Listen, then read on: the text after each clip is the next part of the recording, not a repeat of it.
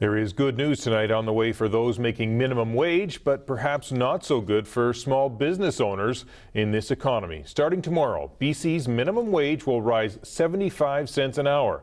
Dana Hutchings has more in tonight's Checkpoint. Jim, this is the last of 3 increases the provincial government set out in May 2011. Tomorrow, minimum wage will go to $10.25 an hour, up from $9.50. And while it's good news for some, as Dean Stoltz reports, for small business owners, this is just one in a list of rising expenses that's causing concern in this tough economy.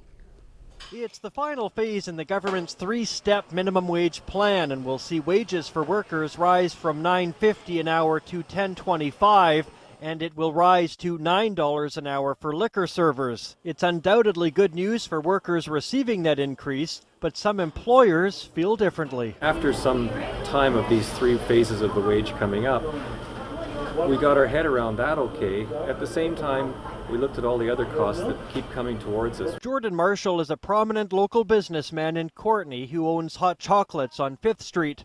It's a successful business with upwards of 40 employees. He's managed to deal with the increase to minimum wage, but he says it has come at the same time as an onslaught of other increased expenses. We've had hydro increases of 9% a year for the last 3 years.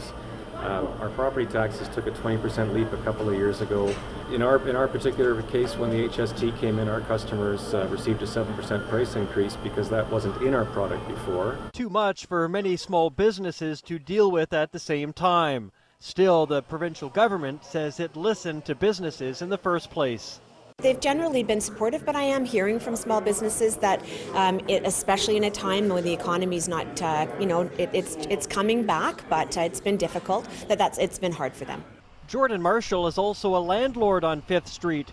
He says it's been hard to rent out empty spaces, in part because of the minimum wage. With the number of cost increases that have happened in the last couple of years, people have taken a second look at whether they can make a viable living as an independent business in this environment. At the same time, he realizes $10.25 is not a lot for someone to live on. He doesn't begrudge giving anybody the raise.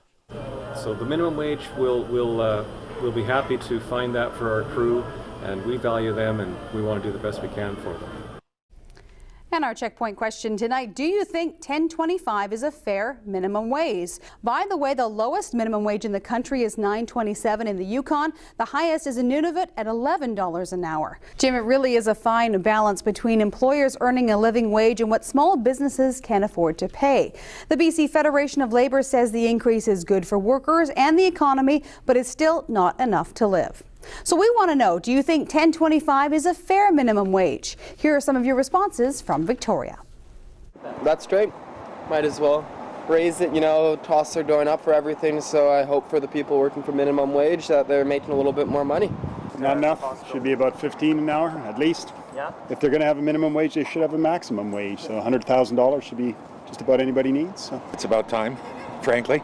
I mean, I think that there's a lot of people here in the service industry who work very hard and aren't making enough to live. Well, I run a business and it helps to keep good employees. It's better for college students, I think. Yeah. College students typically get paid minimum wage. That's what I was making when I was going through college, so and I appreciated that. I think that's a very good idea. Yes.